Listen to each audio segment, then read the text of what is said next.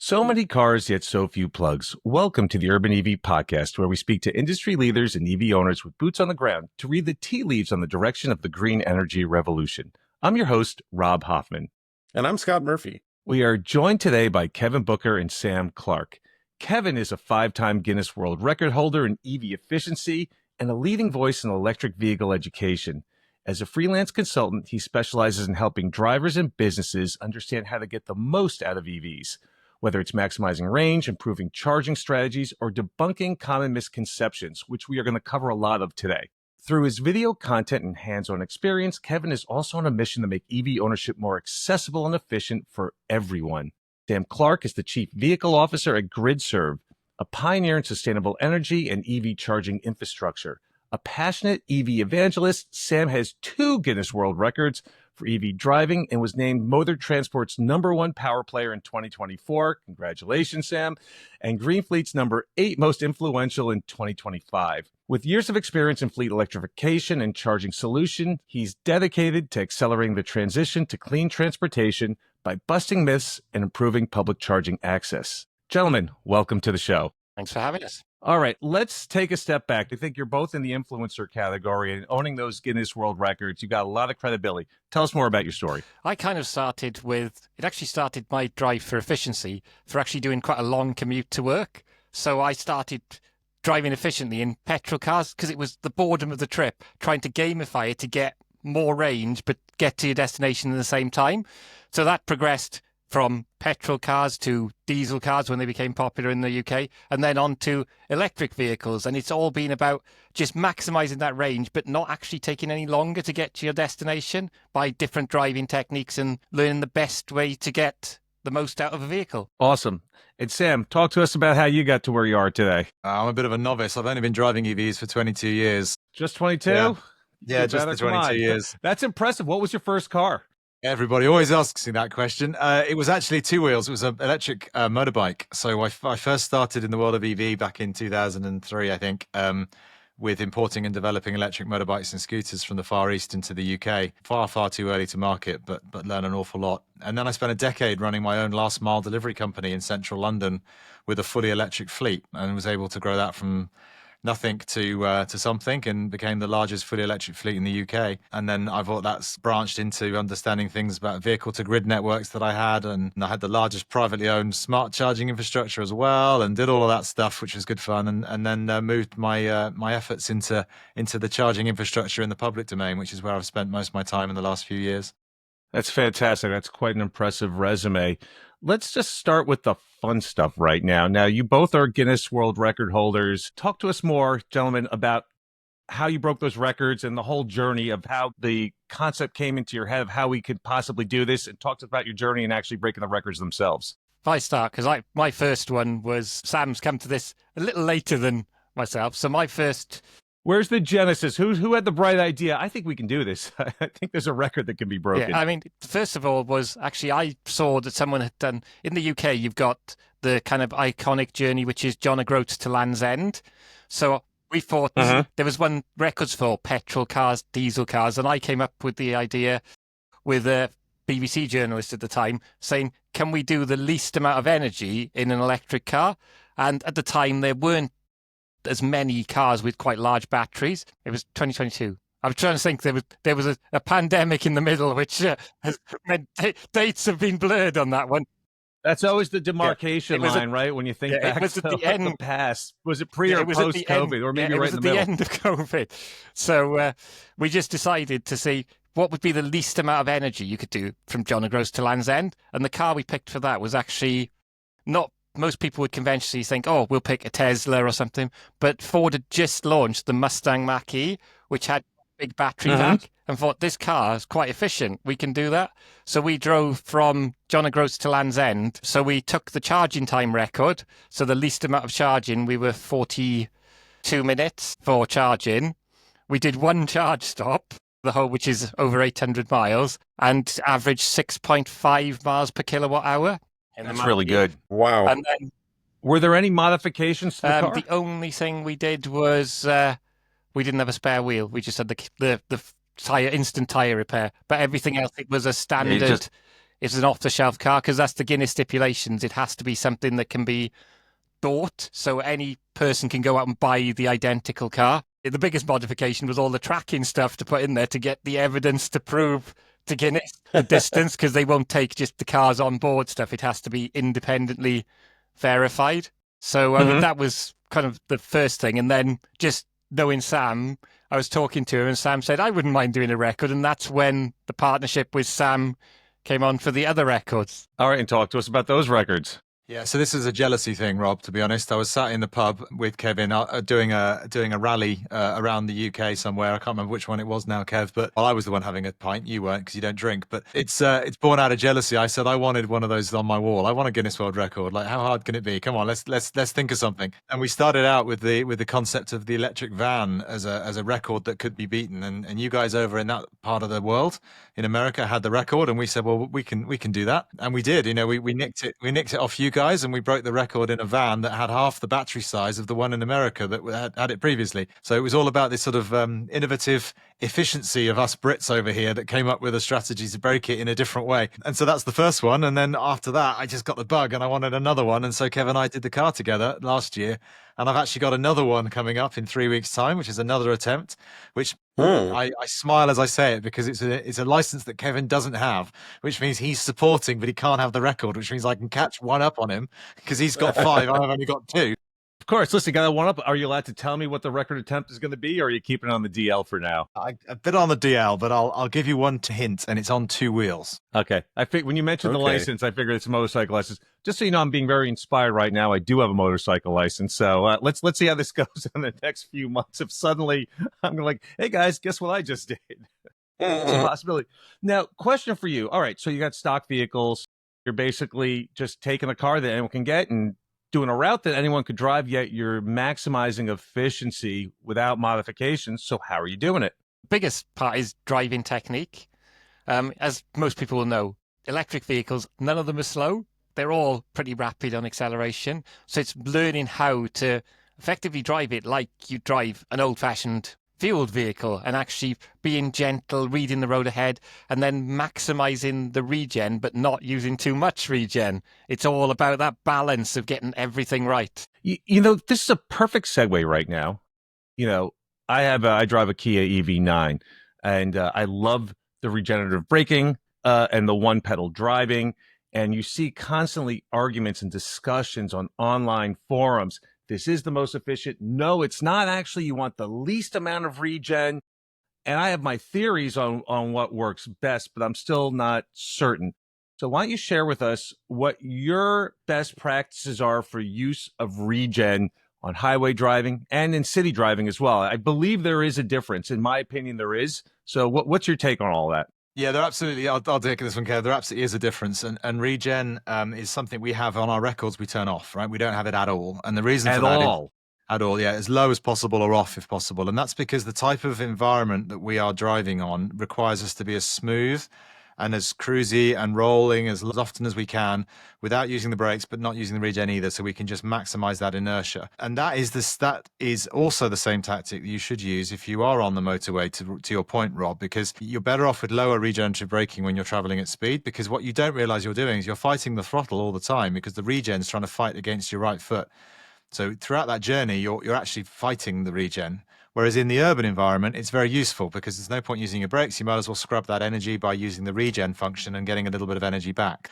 So I think the best strategy for maximizing regenerative braking is to have it as low as possible when you're traveling at speed, and then having it as moderate or as high as you like at slower speeds to manage and balance the two out. But in a record environment, we turn everything off. And that says it all right there. I mean, the only way you're breaking that record is doing the absolutely most efficient way possible, and clearly that's it. You know, the rationale, which once again reading on online forums, which spoke to me, was regen, you reclaim some of the energy, but essentially it's half the energy that you've expended to get to that speed. So no matter what, you're losing something by regenning if you don't need it. But in an urban environment, which is the Urban EV podcast, which is where I live, all I'm doing is stop, go, stop, go, stop, go. There's a traffic light basically every, I'm trying to think, should I go kilometers or miles? No, you're in UK. We can use miles. So it's like every 10th of a mile, there's another traffic light. So, you're constantly having to hit that brake. So it's just, I find it just more efficient. I came from driving a stick, and I know, Kevin, you had just mentioned you had to hire a car, and you got to drive a standard transmission car, which I miss dearly. I used to grew up motorcycles, driving standard transmission cars. I did love that, and for me anyway, at least regenerative braking, the one pedal driving, you do feel like it's that kind of engine braking with the clutch. You sort of get some of that back, and it's a little more interesting and fun to drive. So even though I lost the stick, I feel like regenerative makes it a little more interesting to drive. Okay, so you've given us some best practices on regenerative braking. I think it's important to note as well that on modern EVs, the brake pedal uses two-stage braking. So actually, the Mustang is quite obvious with it because you can, as Sam noticed when he drove it, you can feel when it switches from the regen brakes to the real brakes. So actually, if you're a skilled driver, you can actually get more efficiency even in an urban environment by knowing you can feel that point when it's regen braking, and then you're still not fighting against the throttle. Do all modern cars have two-stage braking? I wasn't sure about that. I cannot feel it on my EV9, and kudos maybe to Kia on this one, but there is no difference to me when I'm hitting that brake. I don't feel there's a certain point where all of a sudden something has changed. It's either amazingly smooth, or are you sure that every car does two-stage braking? And Kia's a modern car. I assume it does. Kia does. It's the same as the Hyundai stuff. You can tell on those because you see the little gauge when it goes from charge to power. Yes. The Mustang is the one thing that is slightly obvious is when it does switch. I mean, that transition is, you get used to it, but you can feel when it switches from regen brakes to real because it goes from gentle braking to basically just grabbing them. So you tend the first time... I mean, I remember the first time I went out with Sam and it sort of slows down, then suddenly like, because you. Yeah, that's a little disconcerting. Yeah, that's I imagine is not the greatest thing in the world to feel. I mean, obviously, like I said, you can get used to it, and I'm assuming that the Mach-E being a early first generation EV for Ford, that they haven't dialed it in exactly perfectly. I'm sure. Obviously, if a Tesla can do it and a Kia can do it, I'm sure everyone eventually will reach the point where essentially it's seamless. All right, that's great intel on the regen. Let's talk a little more about weather, terrain, tire pressure, and how that affects EV range as well. I mean, the weather is the biggest thing. I mean, that's always been the most difficult variant to determine, especially with the UK weather when we've been doing the records. Because the biggest thing is if you have heavy rain, the amount of energy it takes to get rid of the water from the tread of the tyres is enough for you to fail a record. So that's always the big worry from us is we can't guarantee the UK weather. So we've always been wary, and that could be the record gone because you can't, with all the planning and preparation, you can't just suddenly say, oh, we're not going to do it today. So you have to have a go at that. And temperature is the other thing. So we tended to do the records in the height of summer when you can hopefully get the UK to be warmer. Although even with the car record, we noticed the efficiency drop off because we drove for quite a long time as the temperature dropped. Yeah, I can tell you also on my EV9 around 45 degrees Fahrenheit. Once it dips below that, there's a pretty big hit in efficiency. And now just the beginning of spring right now over here, we're getting the first nice days. I'm like, oh, wow, 3.4 miles per kilowatt hour. I'm like, that's fantastic for me. All I've been seeing is like 2.1, 2.3, and suddenly just literally jumped 25% like overnight as soon as that temperature went up. So obviously that's something across the board, right? There's no car that exists out there that you've driven where, wow, this thing is almost as efficient in the winter than it is in the summer, right? It's just like, this is just a battery chemistry thing, correct? Yeah, it is. Yeah. And just to put those numbers in perspective, the next time Kev and I do a record of this nature, we're going to need to be north of 7 miles per kilowatt hour in order to do it, right? So that's the levels of efficiency we're now getting to in regards to these records. That's crazy, and that's wonderful. And I know that where we are right now, with my Kia, that the amount of efficiency I get, it's a big 3-row SUV. It's a big car. It can take 6 people. If you get it in a different configuration, 7 people. So, in the winter, charging the 80%, taking the 20% haircut on top of that with the, with the cold weather, I'm averaging around 200 miles between pit stops, which is not enough. And that's something here where I know for mainstream adoption, that's just not going to be acceptable. That kind of efficiency. Listen, when you're hitting 7 miles per kilowatt hour in the record books, that's obviously a record. But when when the average consumer, the average driver is hitting 4 to 5 miles per kilowatt hour, I think that's where you're going to start getting those ranges up in the 3 to 400s. And that's what we're used to, right, from our ICE vehicles. So I think that thing is huge. But let's talk about range anxiety right now. There's obviously a lot of myths out there. And what is your take on that? What do you have to share to the EV curious out there who are kind of, I don't know, I'm not quite sure, this doesn't work. This is too much of a change in my habits to go on road trips, and I don't want to be stranded. What's your take on range anxiety? And this is the reason why I'm hesitant to adopt and purchase an EV. Sam will probably be the similar to me, is we've been quite early adopters to EV. So when I started my EV journey, it was actually in my wife's car. So she got a Renault Zoe, which was a 22 kilowatt hour battery. And that was kind of wow. 80 miles range if you're lucky. And we used that. Was it a plug-in hybrid or was that's the range? It was only a 24 kilowatt hour actual, but 22 usable. So it was in the winter, it was an 80-mile range car. And that was back in the days when there wasn't much charging infrastructure in the UK. But we used it on long road trips because her family lived 200 miles away, and she'd take that car on long road trips where back in the days before GridServe had the charging network, where you had one charge stop, that if that charger wasn't working, you were a bit stuck. So we ended up, to be fair, even then, we only ran out 3 times over 3 years, and that was because a charger was broken rather than the car. But you did actually get stranded in that car. But it was the charger's fault, not the car. So because you had no plan B. No, but you were definitely tempting fate. And and reminder to everyone, this is the early days with the early adopters. And obviously, being the Guinness World Record holder that you are, you want to push the envelope as far as possible. Because I now find it far too easy in an EV because the ranges are huge. I don't really worry. I mean, when I go on road trips now, I just wing it and we think there's going to be a charger within the range of the car. So not really bothered. I don't know. Sam might have been even earlier adopter than me. Well, yeah, and let's forget the early days for now. I mean, my first car could only do 25-mile range, right? So we're way past those days now. But I was on a different broadcast this morning, actually, talking about this, and I've become lazy. I've become a lazy EV driver. I don't really care if I've got 100 or 300 miles in my EV when I leave my driveway, because I'm just going to charge en route anyway on the longer journeys. And you can charge so quickly now. In the UK, we've seen a 30% increase in rapid charging or the high power charging in the last 12 months alone. It's been really quite phenomenal. And I wrote an article a couple of years ago and I made a statement in it, which seems to have stuck over here. And I'm hearing other people use it, which is great. So I'm going to give it to you now, Rob, so you can share it. And that is to say that I don't stop to charge. I charge because I've stopped. So what I now do is I'm doing a long journey. And you know what? I've been going for 2 hours. I need a coffee. I need a wee. I might grab a sandwich. I might just check my emails. They're the things that take the time, not the charging. So now I bake in the same lifestyle as I've always done, is I don't stop to charge because I've stopped. But it's becoming more and more easy to do that all over the UK because it's just something else you're doing whilst you're doing something else. So you're not stood there filling up with petrol. You're actually checking your emails or you're doing something else. And lo and behold, 10, 15 minutes later, you've got plenty of energy to crack on and go about your day. So that's the sort of methodology that I'm hoping everyone will start to really engage with in time. Well, there's certainly a chicken and egg situation here where the charging networks need to catch up. In the U.S., we're lagging behind. Now the federal funds are all getting frozen. That's going to slow things down. The ball is still rolling. We're a bigger country.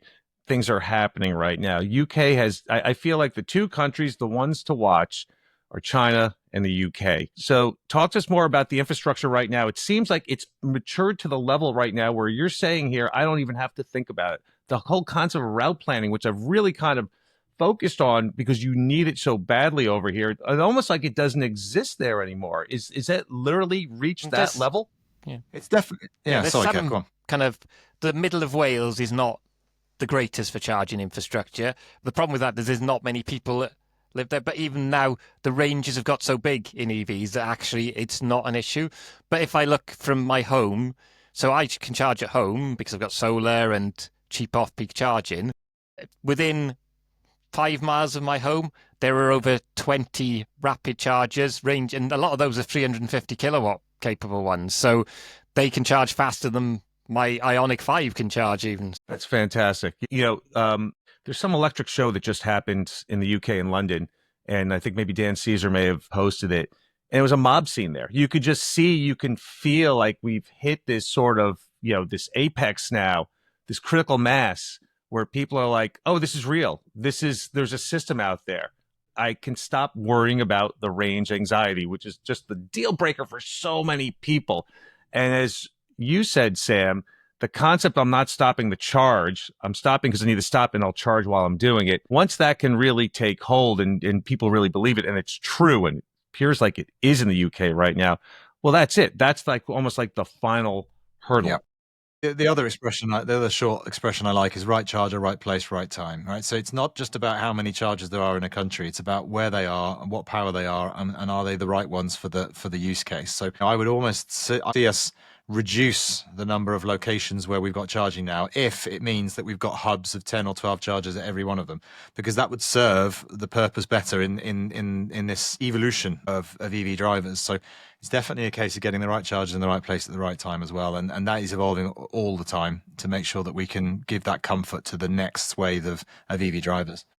And it's not just that, it's also the right car, I believe. That's a big factor as well, as we talked about, the cars from the early days, with these small batteries, inefficient, and here we are today. Now, you seem to have a plethora of options in the UK, way more than we have over here. Are the Chinese allowed to play in your sandbox? Where are you with the tariff situation over there? So I think the biggest growth, because I've done some work with MG over here, which is owned by SAIC, a Chinese brand, and then they've really moved it because they were kind of the first to do quite a long range, affordable EV. So there's loads of them, and they were doing quite good financing deals on them, and they've really taken hold, and they do the job.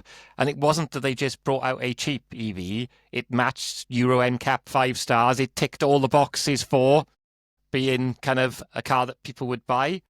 And that seems to have switched a lot of people into EVs. I mean, and now they've even gone and, MG has the Cyberster, which is Sam's driven it as well, which is their Halo model, which is the first two-seater roadster electric car. So they've beaten Tesla to the point of having a two-seater convertible that's available and you can buy now. It's amazing what's going on in China right now, and I can only dream. And I'm paying attention to BYD and NIO and Geely and all of those manufacturers and how far advanced they are, and really even rolling past Tesla in their technology.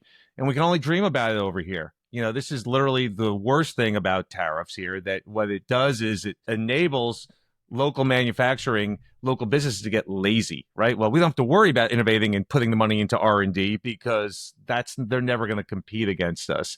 And obviously that's a loss for everyone. But at the very least here, I guess it's only a partnership deal. So you are seeing some Chinese cars, but are you seeing all the major manufacturers? Are there BYD cars in the UK? Yeah, they're beginning to come through. Now. I think the Chinese contingent, to a certain extent, has been hiding in plain sight for a few years. So there's MG, which is a very traditional British known brand, but it's owned by the Chinese. The brand name, yeah.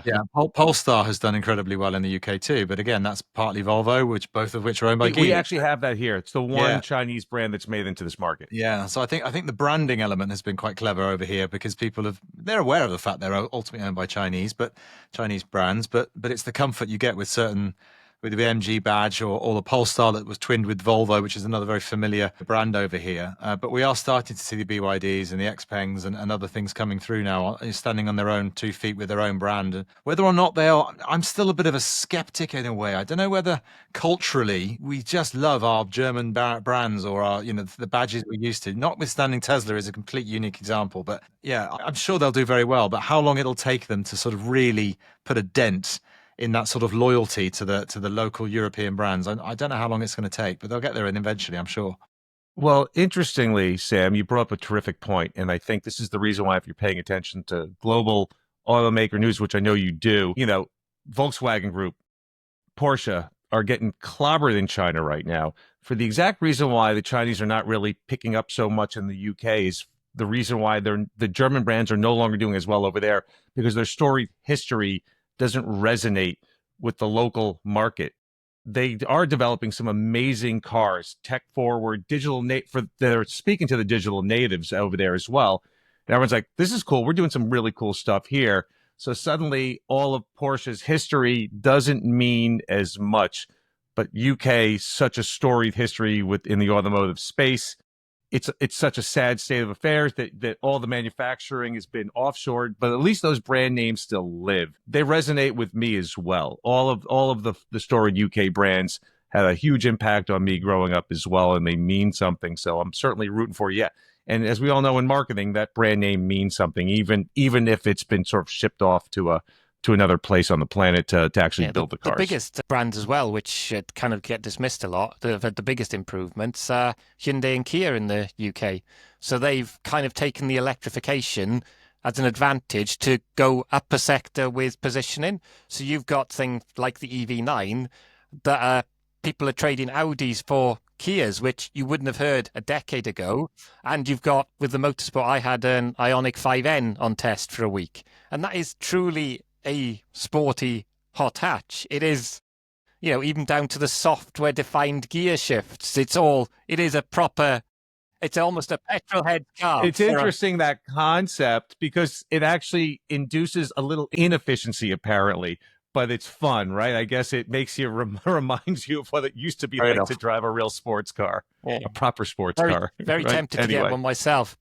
Mainly because Sam's joked that that's the car that people wouldn't expect me to get out of, an Ioniq 5N. So what cars are you both driving right now? So I've got the standard Hyundai Ioniq 5. Yeah, and I've got a Tesla Model Y, and I don't know whether that's even appropriate anymore. I don't know. Sam, you didn't seem so excited when I asked you that question. If you wanted to I've answer. always been a massive Tesla fan. I forgot. I've had many of them, and I think they're fantastic vehicles. But I don't know. I don't suppose this is part of the podcast, but the Elon Musk effect of the last few months has really turned people off over here. No, this is part of the podcast. I actually literally just dropped a video yesterday on this subject. Let's dive deep into it right now. This is a huge factor here. Elon has done amazing things to build this brand up and just kneecap it at the same time. For those who believe in what he's doing and his policies, and that wasn't a Nazi salute, that was just a waving at the crowd kind of thing, they're like, what's the big deal? He's awesome. But I know I live in New York City here, and it's very Democratic, left-leaning, and it's just amazing right now, the vitriol. And sort of, there's a neighbor of mine I'm thinking of for my next car. I'm thinking of getting a Model Y.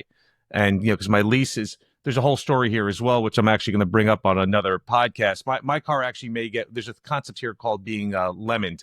There's a lemon law here in the U.S. or state by state, where basically if you have a problem that can't be fixed 4 times in a row, the manufacturer basically has to offer you something fair, buy it back, do something to rectify the situation. With buyback as the last option. There's some weird vibration that affects a small percentage of EV9s that doesn't seem like Kia has a fix for it yet. At least my local dealership hasn't managed to fix it. They've had 3 attempts to repair. They're just scratching their heads. And literally, so we're in arbitration right now. So there's a chance I may get the vehicle bought back, which I love the car, by the way, just for the record. EV9 is a brilliant, amazing car. The range is a little short, but otherwise it's an incredible luxury vehicle. It does so many things right. It's super fast.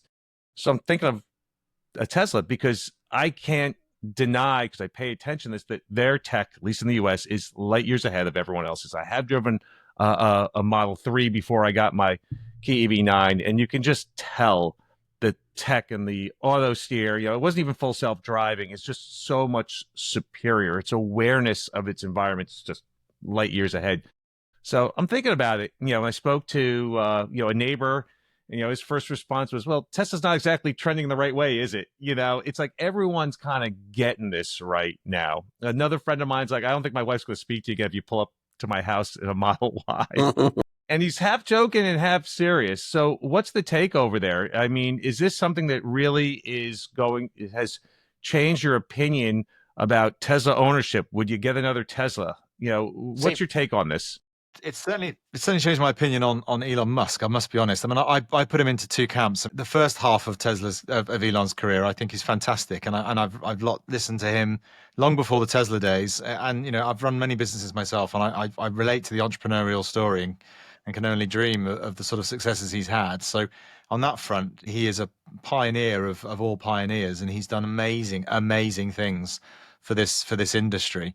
Unfortunately, somewhere he's lost his way, and reputationally, he's now damaging Tesla quite significantly over here. And just his name associated with that brand is now hurting it because of the way that he's acted in the last few months and maybe even years with some really inappropriate tweets about things he shouldn't be even talking about. It's just, it's a real pity. But at the same time, I suppose that's part of the genius of how he's created the thing that he created. And I still have to hold some credit for what he has achieved.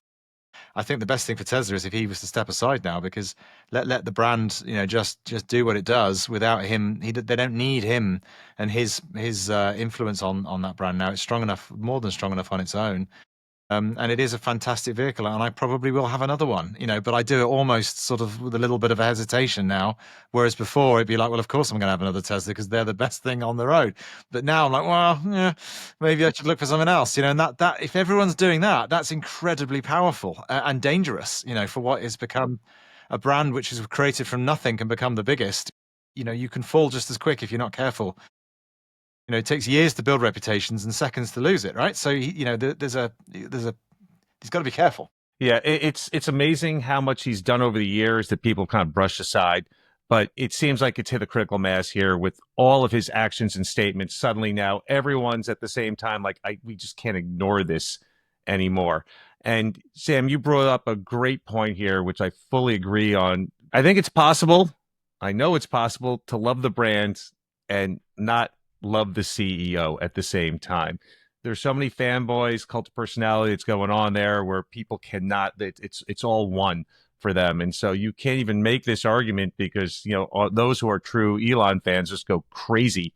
I've seen this on some of the posts that I've made on social media where it's just this triggering thing. I'm like, hey, I'm not saying that he hasn't done great things. I know he has. I acknowledge that. And my God, I was a huge fan myself, but it's just really hard. I just can't stand behind him anymore right now. But knowing him, it's just amazing how he's just bounced back from so many missteps over the years. And then consumer behavior is really fickle. It's just like people just kind of forget about it. So yes, the playbook says right now he's done everything to torch this brand on a level that almost no brand in history has taken a fall this quickly. But let's see how this goes. It's interesting. And kudos to you for hanging in there. Just out of curiosity, Scott, what's the Spanish take on Musk while we're at it? I mean, I think generally speaking, the Spanish are pretty good at separating him from the brand. I did notice today, and I haven't had a chance to go see it yet, there's a festival that happens every year in Valencia called Fallas, and there's actually apparently an Elon Musk Fallas statue that will, along with all the other Fallas statues, that will get burned in effigy on the 19th. So wow. I've heard there is one, so I have to go look for it. And Rob, if there is, I'll send you a picture. But no, I think they're very good. I mean, in terms of Valencia in particular, many of the taxis are Teslas. You see quite a few Teslas being driven. I think that the overall sentiment here is that it's an excellent car. And, I think you're also dealing with Spain, which is a very insulated country in and of itself, right? So very neutral stance politically. But yeah, I mean, I think most people would say, they've separated the car brand from him. I think similar sentiment in the UK as there is here. They're not. No one's excited about anything he's doing right now. So yeah, it's a tough time. I mean, listen, I'm a shareholder myself. I hate cars, but I recognize a good financial opportunity when I see one. So, but yeah, it's a bloodbath. Yeah, I've been long on Tesla since 2016, and I've seen this before, but it is disconcerting when you see the value lose 50% of its value seemingly overnight. You're like, oh my God. I mean, listen, though, I think this is short term. I think to all of your points, I think the brand will bounce back with or without him. I do think, as you said, Sam, I think he should step aside. He's decimating his own fortune at the same time. So I think if he's as smart as he claims he is, he should step aside and let somebody else take the reins. All right, gentlemen, let's switch it over to kind of rapid fire question and answer. Let's start with you, Kevin. What's the one EV myth that you wish people would stop believing? Probably the one biggest one is that I hear a lot in the UK is that EVs catch fire all the time. And it's like, I was going to say that. They don't. They're 20%. I mean, the biggest issue, I think the biggest issue around it is that there isn't the techniques to deal with an EV fire on the small occasion when it does happen, and this gets blown out of proportion. So, I mean, that's the big one. It's like they don't catch fire. I've seen pictures of early Nissan Leafs tested to destruction into things where the battery is there's like the shape of a pole in the bottom floor and it hasn't caught fire. So I think it's just that's the biggest. And like, you know, we've had a recent thing. One of our airports was closed because they said in the news there was a car on fire in there. Straight away it was labeled an EV, and it turns out it was a diesel Range Rover. And it's like fuel cars don't make. No, the reason you don't hear about ICE cars catching on fire is because it happens so often that you couldn't put them in the news.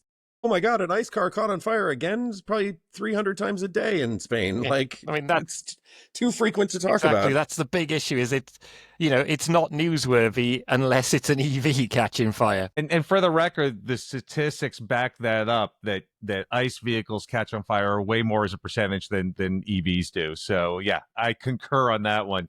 Sam, does any EV myth come to mind beyond that big number one? Yeah, it's a big one. I think the other one that really winds me up are hybrids. I find the whole plug-in hybrid thing incredibly frustrating, and the misleading nature by which they're sold. I mean, even now there is a Japanese brand advertising on the TV over here, and in the fine print it literally says, word for word, electric motor is powered by petrol. Mm-hmm. It makes my blood boil that people seem to think that these things are somehow miraculously recharging themselves on unicorn farts or something, when in fact you're just dragging a motor around to create burning fuel to make electricity. Like, it's completely nonsense, and it drives me up the wall. The EVs have now got to the critical point where you don't need hybrids anymore. Like, it had its place, get rid of them. It's a bridge technology. I think it's this concept here. There are certain use cases. There's the Scout vehicle, which is a old U.S. brand that's getting revived right now. It's just the brand name has got bought by Volkswagen Group, and they're creating this massive SUV, and they're selling it. Well, there's the all E version, and there's going to be a range extender. And this is a concept actually that goes all the way back to Tesla's first Roadster. They had a towing range extender. People don't even realize that the concept was, because there's no charging infrastructure, you tow this little engine with you, and therefore you can kind of power it up and keep going where you need to go, even on these long distance drives. So this is sort of the concept. All right, if I'm out literally in the wilderness, I'm four-wheeling in Zion National Park in Utah, and I'm literally 300 miles away from civilization, sure, that makes sense. And the plug-in EVs, it can make sense because you can still plug them in, but we know that most people don't. So in the end, you're still powered by petrol. And you're just losing extra space to store your bags because you're lugging an engine and a battery, and it's sort of like the least efficient means of doing anything. Yeah, I concur as well. It's a bridge technology, it's a marketing ploy, but in the end, that's something where there is no future. But they are selling right now. People are buying them. Yeah, it's not even the technology I necessarily find frustrating, because I get why we've gone through that evolution. It's the marketing that annoys me. It's the manipulation of people to make them think it's something that it isn't. And you start to see a lot of low emission phraseology now. So it sounds like no emission, but it's low emission. You know, so, and if you say it quickly enough, people might not notice the difference. You know, so it's that sort of marketing spin that I find the most irritating. Just say it as it is, like, rather than trying to... You know, I'm not quite sure. This is the one thing where I'm not sure if I agree with you here, because I do have a marketing background. And, you know, I think in the end, we are obviously, all of us here on this podcast, we're all preaching to the choir, right? We're all big believers. We're early adopters. We're evangelists. We all believe in it. And it's just like, to everyone else, like, why can't you see what I see, right? But I speak to enough people, I'm sure you do as well, who are just like, no way, no how, or I just don't care about this stuff. I just want convenience. That's all they care about. Cars don't matter so much to them. You know, this wall that Kevin has behind him here with all of these die-cast cars, I'm like, that's cool. Which model is that one? You know, we all love geeking out on this stuff. But I always use my wife as the sort of the best example of someone who just doesn't care about this stuff. She just wants convenience. So when you are marketing and you are speaking to what's probably the majority of drivers out there, you have to flip some switch that says that my life's not going to change when I get an EV. And it doesn't matter how irrational that is. You just have to sort of have them truly believe that my life is going to be better when I buy an EV. And that's why I understand why the plug-in hybrids and the low emissions and everything else here, it's a means to an end as far as what I'm concerned. It's going to get you to get a taste of EV. And then you realize how stupid you were for why the hell did I just go all EV? This is stupid. Sure, I have to stop to fill up gas once a month now. I don't even want to do that anymore. I don't want to drive into a stinky gas station anymore. I don't have to deal with this. And once you've lost that with the EV, you're like, there's just no turning back. In the US, I believe it's about 90% retention rate for EV drivers for their next vehicle to be an EV. So clearly, once you get a taste of it, you're not going back. So yeah, so I'm okay with marketing crappier, inefficient products as long as it gets you to where what we all believe is you need to go. I have a slightly different take on this to Sam, because I do Let's hear some work with the Welsh National Park, and there's some areas of vehicles which aren't served at all in the UK with EVs. So the pickup truck market in the States, you have the Rivian, you have the F-150 Lightning. There is nothing here apart from Ford have now launched a plug-in hybrid Ford Ranger. And that works quite well for the national park because a lot of their distances are quite short, but they do still need to tow the 3.5 tons with a mini digger on the back and stuff like that. And the other option for us, which is diesel, which you have all the AdBlue and all the NOx issues, which as an environmental organisation, they want to avoid. So for that, I class it as a gateway EV that can serve that customer as a solution until those EVs get there. As much as I'd love the F-150 Lightning to come over here, I know it wouldn't fit through any of our gates that we have. We'd have to replace them all. Literally. So that's a slightly different take. And I have reviewed them as gateway EVs, but now they have much longer ranges. The thing that annoys me is that when someone refers to something as a self-charging hybrid, that's the biggest annoyance. It's like, it's not, it's a petrol car. Yeah, Kev, I think I agree with your view. I think if there isn't a product that suits, then you've got to go for the next best thing, right? And Rob, you're right too, right? Your argument in terms of the marketing is completely valid. My only counter is that, do we have the time for that logic? Do we have the time for the masses to try a hybrid, commit to one, realize they could have gone EV anyway, and then just gone EV?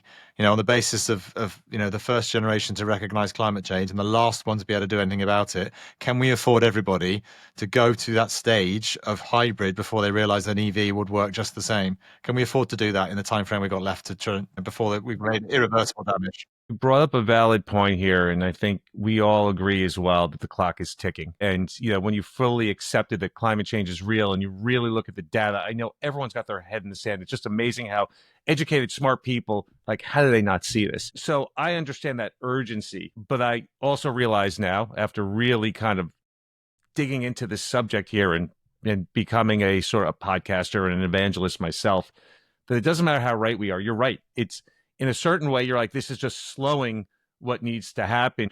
But when you still look at the chart, when we're going to be 10 years out, I think we're going to get there faster by doing it slower now, and it'll be faster later. And having the excuse to build out the infrastructure is still, granted, with plug-in hybrids, they're not using the fast chargers. But there's just no way to get there, unless it's sort of almost like government mandated, which is never going to happen here. And, freedom-loving the U.S. In China, it's kind of interesting how they've managed to incentivize it so much that they truly are, China, one of the biggest emitters of greenhouse gases. So they're doing their great part. But yeah, I hear you. It's slowing down what needs to happen quicker, and it really needs to happen faster. But I just don't see any other way to get there besides having these sort of bridge technologies. Let's switch back to happier subjects right now. What's your dream EV for like a long distance drive for your next record attempt? And while we're on that subject, what's your most memorable EV moment that you've had either during your record attempts or just generally speaking on a long distance drive? Well, I think the last record, there were some quite memorable moments. Sam will be the first to admit that I'm not the best at navigation.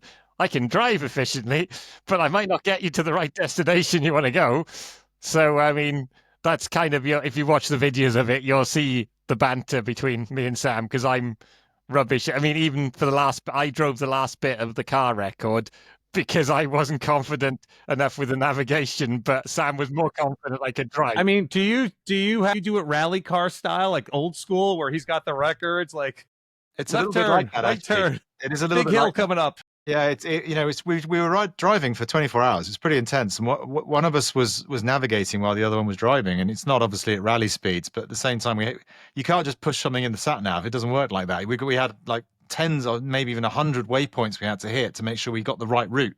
So one of us has to be concentrating on where we're going, while the other one is concentrating on how we're getting there in the driving style. So it was a pretty intense 24 hours for both of us. It took a lot of effort. It's not any, these things are hard for a reason. Otherwise, we'd all be doing it. Did you, in 24 hours, did you manage to sleep, or how did that work? We both got out. Kev and I did the line, well, all the driving, and then for 2 stints, we had another guy from the Webfleet company that supported the record telematics company to come in and assist with some navigation, whilst the other one of us could try and get some sleep. I think I got about 20 minutes. I don't know, Kev. I don't think you maybe got half an hour somewhere, but that was about all we managed throughout the whole 24-hour cycle. So we were pretty tired by the end. Awesome. All right, gentlemen, I believe we've come up to time, but before we go, can you share with us, you both have strong social media presence, where can people find you online? I do a podcast on another YouTube channel, a Chargeheads channel. It's a podcast called YEV. So we do a balanced podcast, as we say, because I kind of got fed up of the tribal nature of the ICE versus EV, and it doesn't have to be that tribal. I can appreciate some of the historic petrol cars of the past. EV is the future. We know that's the direction it's going from. So this is kind of a podcast. We cover the subjects in a balanced way. We're quite happy to say when there's an issue with EV and be honest about it. It's similar to this. That in the UK, if you can't charge at home,